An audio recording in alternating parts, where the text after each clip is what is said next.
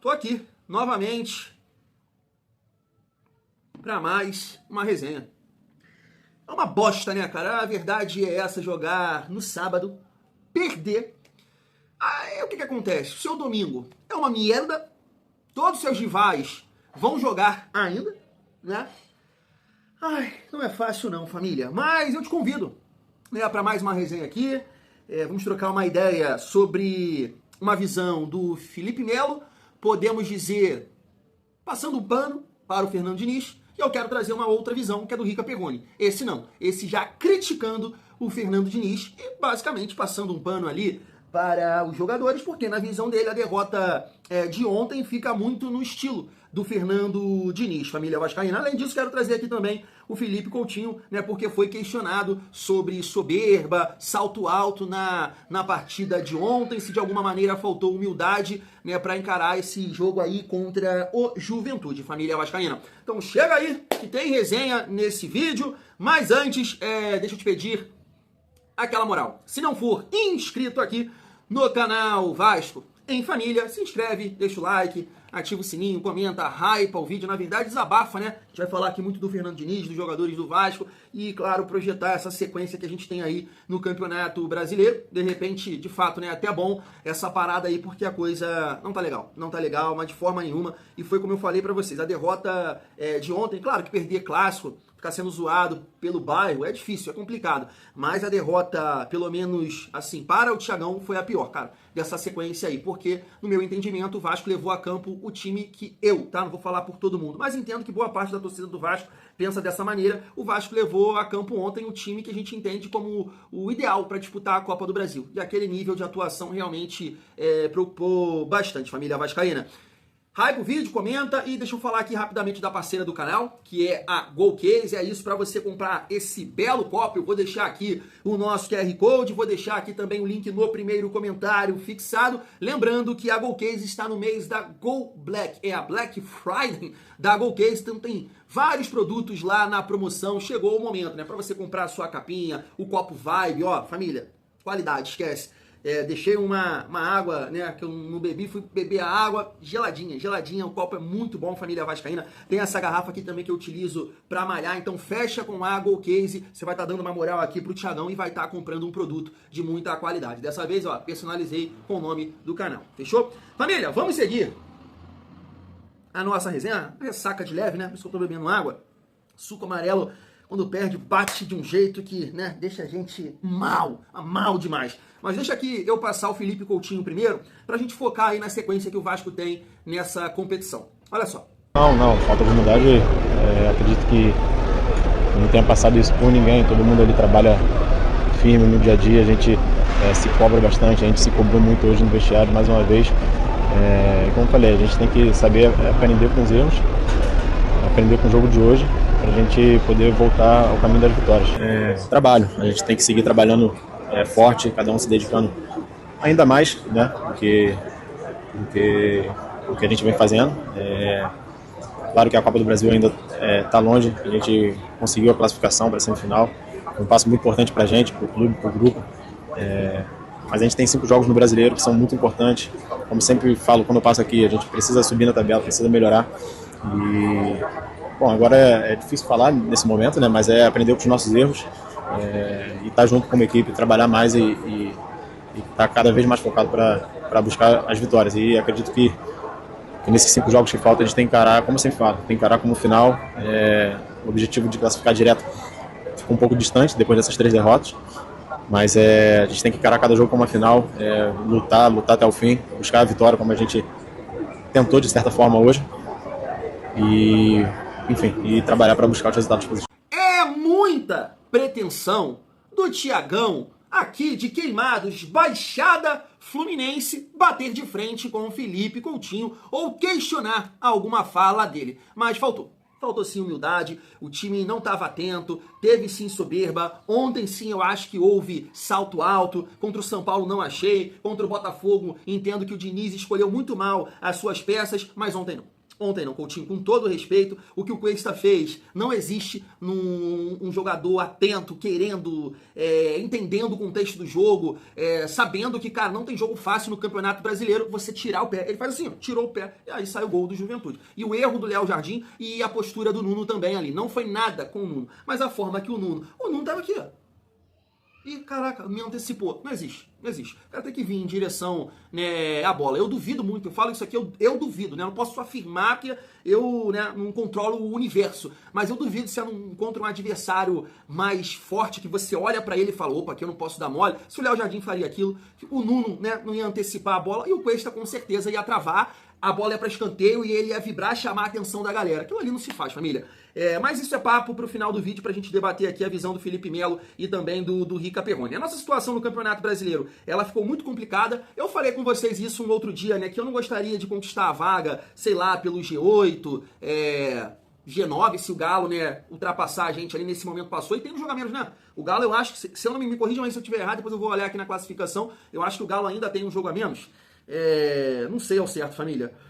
Mas eu não gostaria, sabe? Eu queria, né, conquistar essa vaga pelo G7, porque a gente ali de alguma forma ultrapassar um rival nosso aqui do Rio. O Galo, não, não tem não. O Galo vai...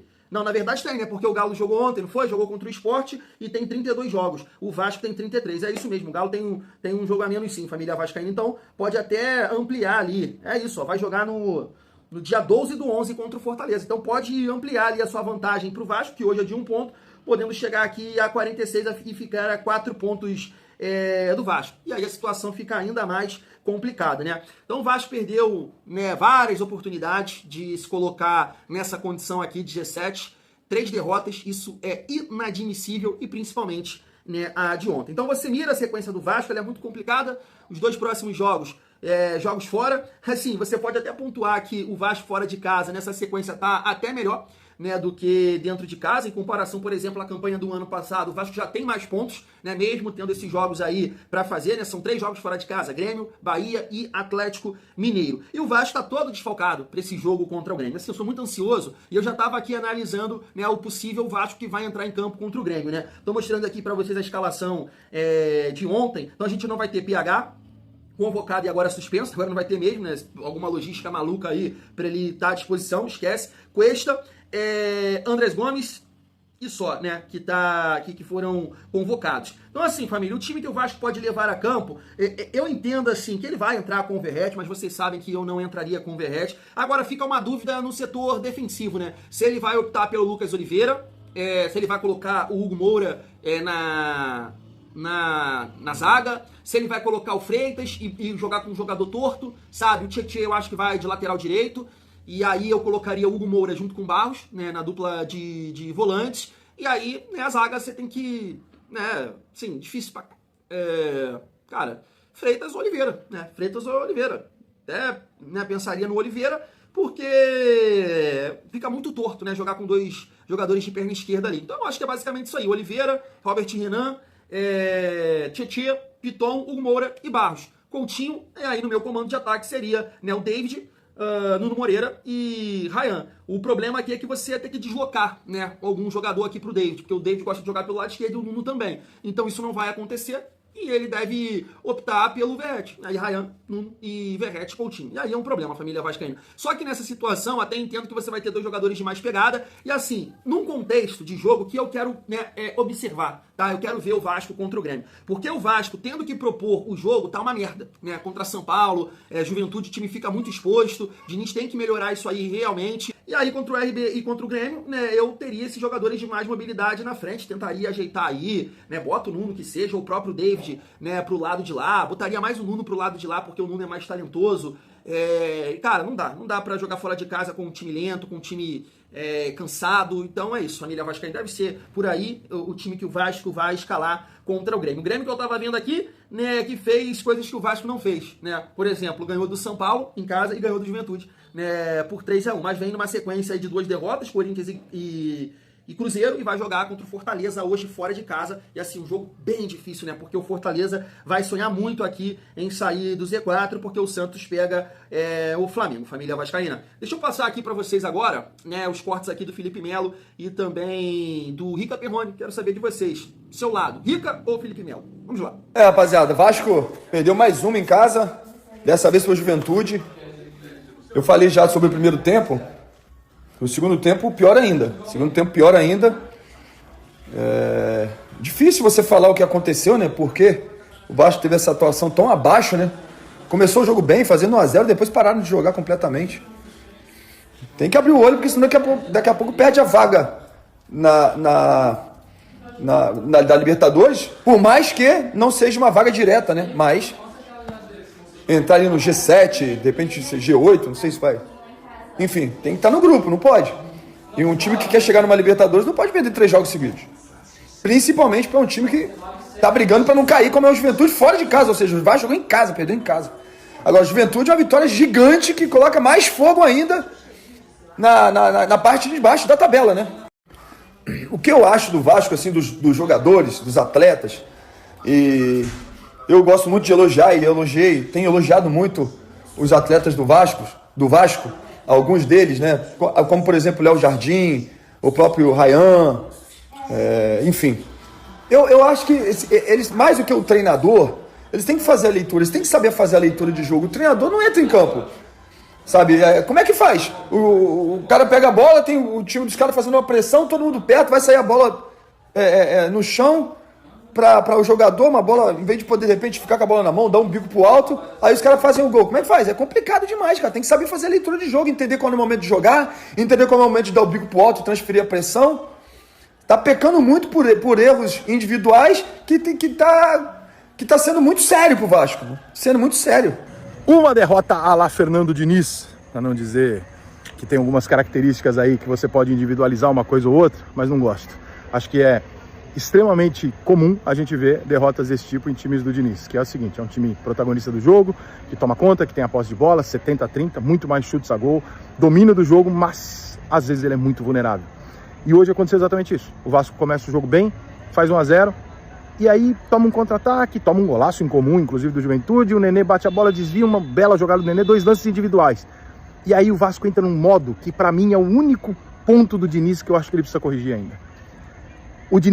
O time do Diniz tem um ímpeto, seja por alterações ou por uma questão de imposição de jogo, que ele vai pro resultado, às vezes num desespero, num exagero, um pouco cedo demais. O desespero é faltando 15, faltando 20. E o Vasco começa a deixar a defesa desguarnecida, ao ponto de falar assim, ó, eu tô tentando fazer meu gol, mas em compensação, se o adversário tiver 2 chances, elas são mais perigosas do que se eu tiver 15, porque ele tá postado e eu não tenho ninguém. Eu tô largando minha defesa aqui atrás. E aí, cara, o time do Juventude não é bobo, ele sabe como jogar. Todo mundo sabe qual é o ponto fraco do time do Diniz. É ser efetivo nas poucas bolas que você tiver. Porque fica muito aquela história do que o Renato Gaúcho falou uma vez, né? Uma coisa é você ficar a noite inteira falando no ouvido de uma mulher, outra coisa é você chegar em 5 minutos e fazer.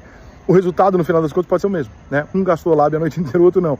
E o time do Diniz ainda tem um resquício disso. A única contrapartida que eu posso colocar aqui como, poxa, talvez, porque o Vasco vem de uma sequência não tão boa nesse momento, é que talvez o Vasco tenha virado a chave. Do tipo, ó, eu não vou cair. Eu fiz os pontos aqui, eu não vou cair. Eu também não vou para Libertadores. Eu vou jogar da Copa do Brasil, que é o que me interessa, e nesse momento eu vou fazer a curva física para baixo e vou voar na hora que tem que voar. É um pensamento otimista? É.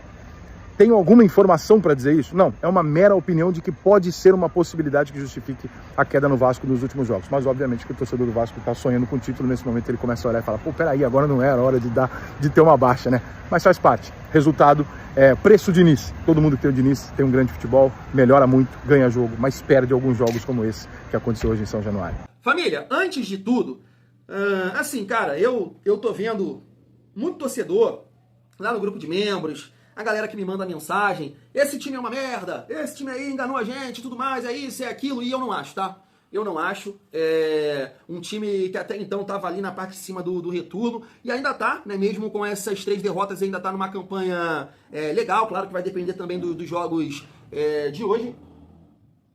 Uma sequência de 4 vitórias, que há muito tempo o Vasco não conseguia isso. Um time que passou por uma sequência difícil de 12 pontos, fez 7, Bahia, Cruzeiro, Flamengo, Palmeiras. Não dá pra gente falar que tudo é uma merda depois de 3 derrotas. 3 derrotas, sim, que tem que ter cobrança, a gente não pode normalizar, não tô dizendo que tem que normalizar, mas não é tudo uma merda, né? Esses jogadores precisam, né, botar a cabeça no lugar, ter a consciência, como o Diniz falou ontem, né, a gente voltar, né, a performar e entregar vitórias pros torcedores, né? Isso que a gente tem que fazer, ainda mais, né? Chegar com um espírito, com confiança na Copa do Brasil. Da forma que o Vasco tá jogando e com essa condição de 3 derrotas e assim uma sequência difícil, você não pode chegar lá com essa sequência terrível, mas de forma nenhuma. Então a gente precisa botar a cabeça no lugar. Então eu não sou o torcedor que vou falar que tudo tá uma merda, que tudo é uma merda. Eu posso destacar aqui, ó, rapidamente, família, vascaínos convocados vão mal antes de apresentação em suas seleções. De fato, PH muito mal. Andrés Gomes fez a sua pior partida, na minha opinião, com a camisa do Vasco, e o Cuesta também muito mal, porque ele não é de fazer isso, de duelar como duelou ali, e então muito mal. Então a gente tá falando aqui de 3 jogadores que a gente sabe que podem performar melhor do que, né, jogaram ontem.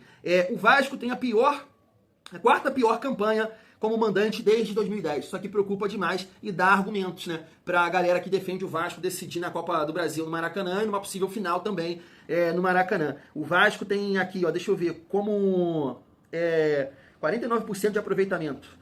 2025 é a 4ª pior campanha como mandante, ficando apenas à frente de 2013, 36%, 2020, 45%, e 2019, né, 47%. Engraçado que 2 anos aqui desse aproveitamento que tá à frente foram anos que o Vasco caiu, né, 13 e 20, né? Então, assim, realmente tá deixando a desejar dentro de casa. Agora, um ponto. O Vasco, de 2025, pode ter o melhor ataque como visitante desde 2010. Também é aquilo que eu tô falando. Você encontra coisas positivas no Vasco? Nessa sequência, não. Nada positivo. Mas a gente não pode resumir o trabalho a essas 3 derrotas. Seria injusto, tá? Seria muito injusto. E aí, família, em relação a essa visão do Felipe Melo e do Rica Perrone, eu até falei com vocês, né, que eu não coloco essa derrota na conta do Diniz, porque ele não fez nenhuma mudança maluca, e até um amigo me questionou, falou, a culpa deve ser minha, que treina o time, né? Não, a gente não pode tirar a responsabilidade do Diniz, mas em comparação a São Paulo e Botafogo, eu não acho que o Diniz fez nada maluco, né? Porque, assim, as loucuras que ele fez de tirar o Cuesta e tudo mais já foram ali na reta final, e o time já tava uma merda, realmente uma merda, e assim, aí tá, beleza, você pode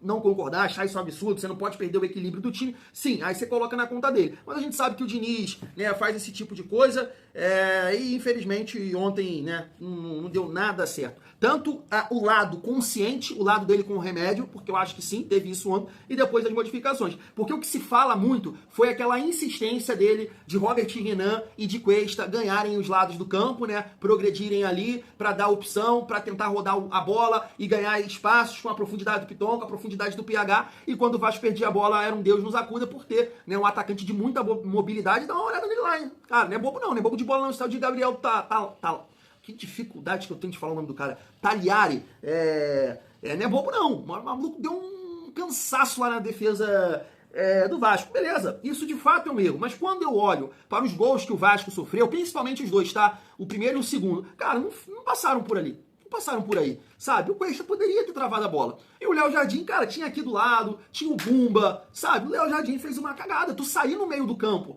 com o time ali te abafando, que condição é essa, cara? Que situação é essa? E aí um erro 100% do Léo Jardim, mas o Nuno domina, sabe? Então o Vasco tomou 2 gols. Eu concordo com o Diniz, o Vasco deu os gols. O Vasco deu pro Juventude os gols. O Juventude não fez força para fazer esses gols no Vasco. Por isso que ontem, sim, eu sei que o Diniz tem a sua responsabilidade, é claro, mas eu responsabilizo muito mais os jogadores. Porque a falta de atenção, cara, se o Vasco tivesse entrado com o nível de atenção que entrou contra o Cruzeiro, família, não perderia o jogo. Poderia não ganhar, mas perder assim, desse jeito, com 2 gols de fubá, pô, é muita covardia com o torcedor, cara. Não pode ter esse nível de atenção. Pode de forma nenhuma. Então, assim, cara, dá pra gente entrar no meio termo do que o Felipe Melo falou e da visão do Rica Perrone, tá? Porque ontem, cara, eu acho que de todas essas derrotas, das 3 derrotas, melhor dizendo, ontem é a que menos o Diniz tem culpa, cara, na minha opinião. Contra o São Paulo modificou muito mal e o time piorou. Contra o Botafogo, um time lento, e aí sofremos. Ontem não vejo assim, não. Ontem eu acho que é muito dentro de campo, uma falta de dedicação, de soberba e tudo mais, cara. E é aquilo, assim, eu sei que dói falar isso, quando o Rica Perrone fala assim, é uma derrota à la Diniz. Não, é uma derrota à la Vasco. É uma derrota lá Vasco, e eu tenho, assim, muita tristeza de falar isso, mas eu não preciso fazer média com você, você sabe disso. Você acordou ontem no sabadão, você falou assim, caraca, isso aqui é a cara do Vasco, né? Quantos sábados desses aí, quantos domingos desse aí, na nossa trajetória, carreira de torcedor, que o Vasco encara um adversário desse, que, poxa, a gente é amplamente favorito e perde. Conta pra mim, desabafa aqui. Você não sabe o que eu tô falando na verdade? Isso é uma derrota à cara do Vasco. Infelizmente, me dói muito falar isso. Mas ontem a gente imaginou com o melhor Vasco dos últimos anos, time equilibrado, com pegada, com jogadores tecnicamente falando, né, de um bom nível, com ataque de mobilidade, com o atacante vivendo um bom momento, tendo um ponta rápido, tendo um ponta construtor, tendo o Felipe Coutinho, a gente vai quebrar essa urucubaca. Infelizmente, não quebrou. Agora o Vasco tem, né, vai ter esse descanso não, deve ter folga aí, voltar a trabalhar, visando o jogo contra o Grêmio. E assim, o Grêmio que tá com, né, 39 pontos. Ganhando hoje, empata com o Vasco. E aí, confronto direto na próxima rodada. Então, assim, o Vasco se colocou numa situação, poxa, que vários times podem ultrapassar, né, o Vasco. Grêmio, né, ganhando hoje, Ceará ganhando hoje, Corinthians, né, Bragantino também na próxima rodada. E aí, claro, eu acho que o Vasco não se coloca mais aqui nessa condição de brigar por rebaixamento, porque eu acho que esses times não vão ganhar, cara. Eu acho que o Santos não ganha hoje, o Vitória pega o Botafogo, né, jogo difícil. Então, assim, eu acho que o Vasco está relaxado nesse sentido, mas, claro, nesses 5 jogos que faltam aí, o Vasco precisa de vitórias, né? Vencer pra gente ficar, pelo menos, numa colocação que possa entrar mais dinheiro, né? Vamos colocar dessa forma, família vascaína. Fui!